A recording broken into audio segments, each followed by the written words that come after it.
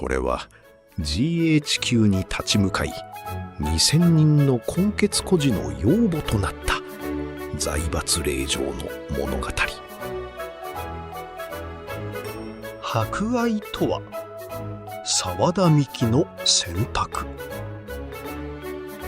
人としてどう生きるか、偉人に学ぶ人の道。1901年、沢田幹さんは三菱財閥を築いた岩崎弥太郎の長男、岩崎久彌夫妻の6人兄弟の長女として東京で生まれました。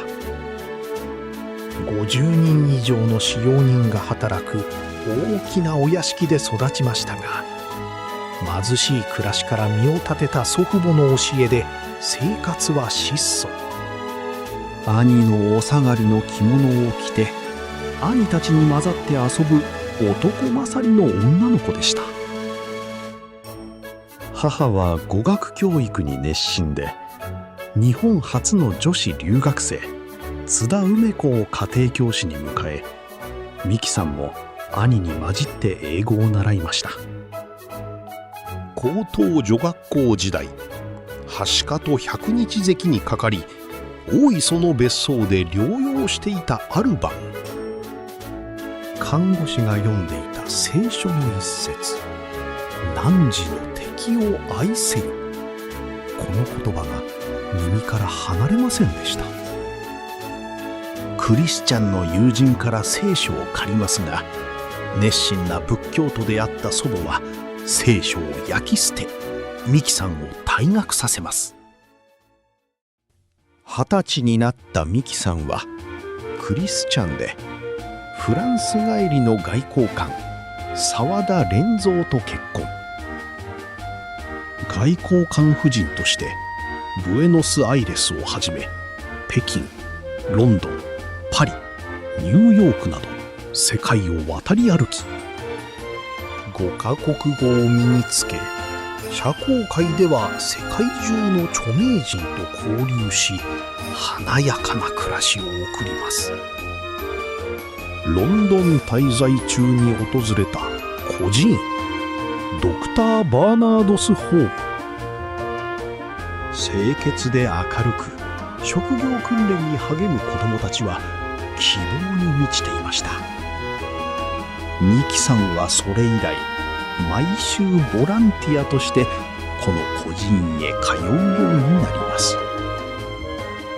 パリでは黒人歌手のジョセフィン・ベーカーと親しくなりました。ベーカーが講演後に孤児院や貧民街へ支援に通う姿に心打たれ、同行するようになります。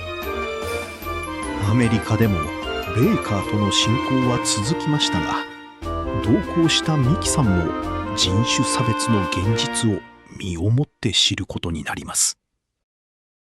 1936年、14年ぶりに日本へ帰国。しかし、その喜びもつかの間でした。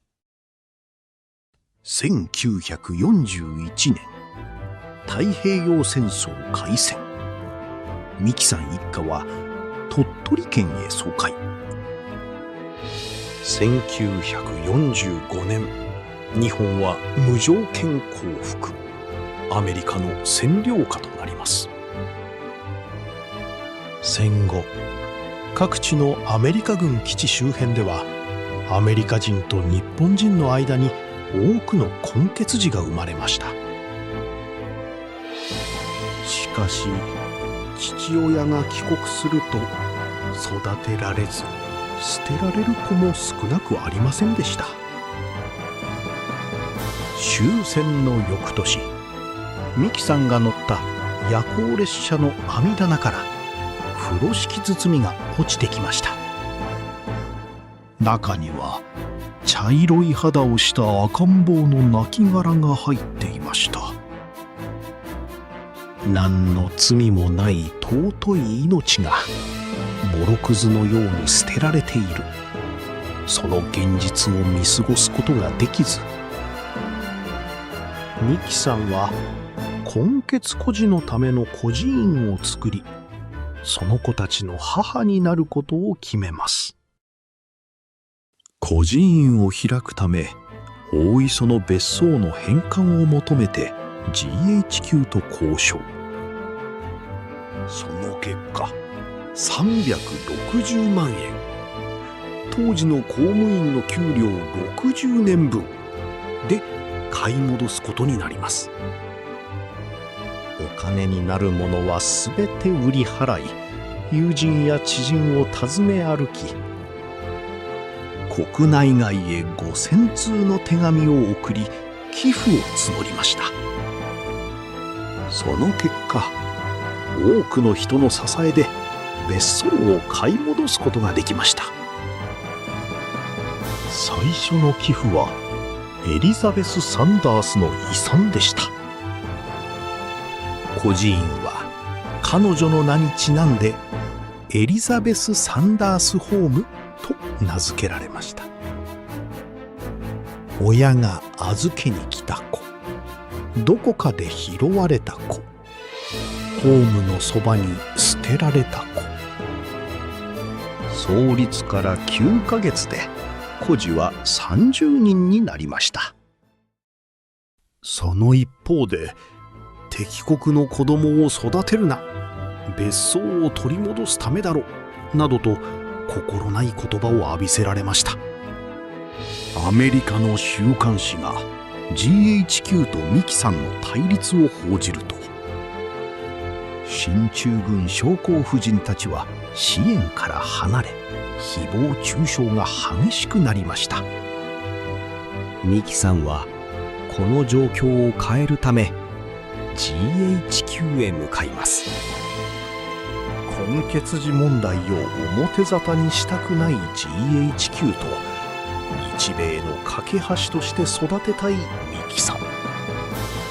2人の応酬は突然の避難警報で幕を閉じました。その直後から不可解な嫌がらせが続きます。1952年、日本は独立。進駐軍関係者からの嫌がらせはなくなりました。それでも日本人からの差別は続きました。それならばと、ホームの敷地内に小学校と中学校を開校します。さらには差別を受けずに働ける場所を作るため、ブラジルに農園を開きました。ホーム創立以来、毎年3ヶ月ほど海外へ渡り、混血児への理解と支援を世界に訴え続けました。そして1980年5月、ミキさんは78歳でこの世を去ります。ホーム設立から33年、2000人以上の子供たちの母として生涯を捧げました。ミキさんの人生は道の傍らに寂しく咲いた花、知らぬ間に置き捨てられた花、枯れかかった花、その一つ一つを胸に抱きしめ、頬ずりをして美しい花束を作るようでした。人としてなすべきことをなそう。道に志して生きる。指導